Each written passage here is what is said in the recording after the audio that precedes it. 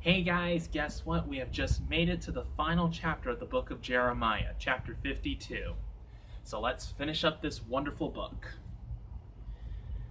Zedekiah was 21 years old when he became king of Judah, and he ruled in Jerusalem for 11 years. His mother's name was Hamudal, the daughter of the Jeremiah, who lived in the city of Libnah. King Zedekiah sinned against the Lord, just as King Jehoiakim had done. The Lord became so angry with the people of Jerusalem and Judah that he banished them from his sight.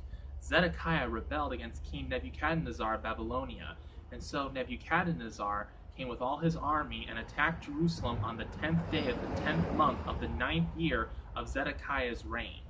They set up camp outside the city, built siege walls around it, and kept it under siege until Zedekiah's 11th year. On the 9th day of the 4th month of that same year, when the famine was so bad that the people had nothing left to eat, the city walls were broken through. Although the Babylonians were surrounding the city, all the soldiers escaped during the night. They left by way of the royal garden, went through the gateway connecting the two walls, and fled in the direction of the Jordan Valley. But the Babylonian army pursued King Zedekiah, captured him in the plains near Jericho, and all his soldiers deserted him. Zedekiah was taken to King Nebuchadnezzar, who was in the city of Riblah in the territory of Hamath, and there Nebuchadnezzar passed sentence on him. At Riblah, he put Zedekiah's sons to death while Zedekiah was looking on, and he also had the officials of Judah executed. After that, he had Zedekiah's eyes put out and had him placed in chains and taken to Babylon. Zedekiah remained in prison in Babylon until the day he died. On the 10th day of the 5th month of the 19th year of King Nebuchadnezzar of Babylonia, Nebuzaradan, advisor to the king and commander of his army, entered Jerusalem. He burned down the temple, the palace, and the houses of all the important people in Jerusalem, and his sons tore down the city walls. Then Nebuzaradan took away to Babylonia. Then Nebuzaradan took away to Babylonia the people who were left in the city, the remaining skilled workers, and those who had deserted to the Babylonians.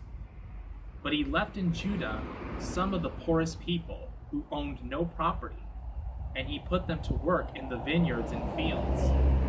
The Babylonians broke in pieces the bronze columns and the carts that were in the temple, together with the large bronze tank, and they took all the bronze to Babylon.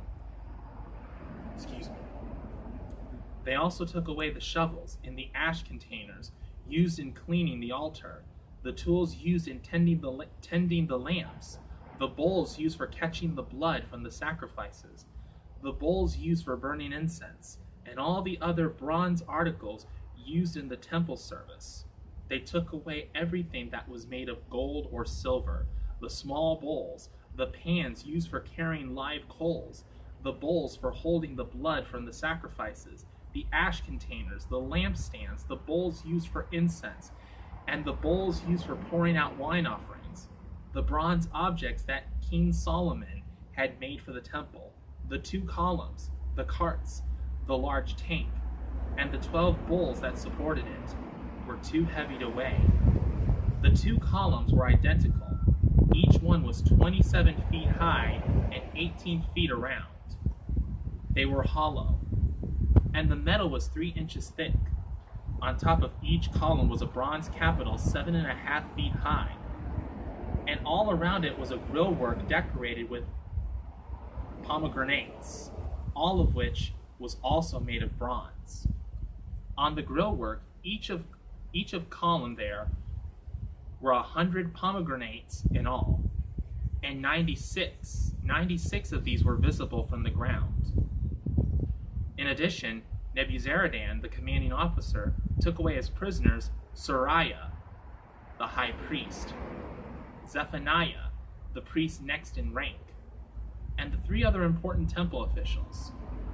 From the city he took the officer who had been in command of the troops, 7 of the king's personal advisors who were still in the city, the commander's assistant, who was in charge of military records, and 60 other important men.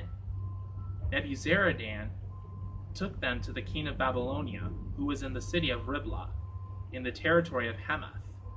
There the king had been beaten and put to death.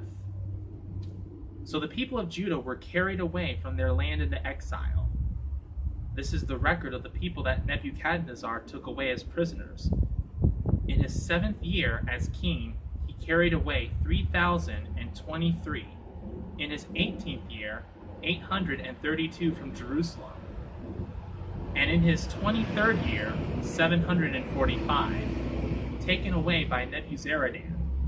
In all, 4,600 people were taken away.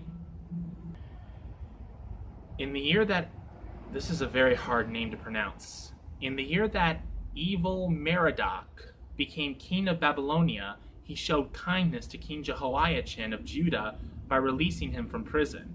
This happened on the 25th day of the 12th month of the 37th year after Jehoiachin had been taken away as a prisoner. Evil Merodach treated him kindly and gave him a position of greater honor than he gave the other kings who were exiles with him in Babylonia.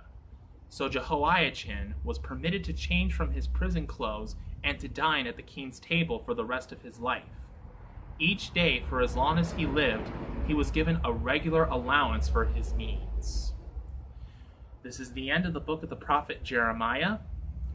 I want to thank you guys for watching this video series with me. Not with me, I'm not watching the videos, I'm actually in the videos. What am I saying? But I want to thank you guys for watching these videos with me, Bishop Floyd Hayworth, and a few other guests, which include Iago the parrot, even though he was less than enthusiastic about making these videos with us. So thank you for watching these videos as we have read from the book of the prophet Jeremiah. I hope and pray that you have learned something from this series, and I hope and pray that in some way the Lord was able to touch your hearts and reveal truths to you that you probably were not aware of before in the past. Thank you for watching, and God bless.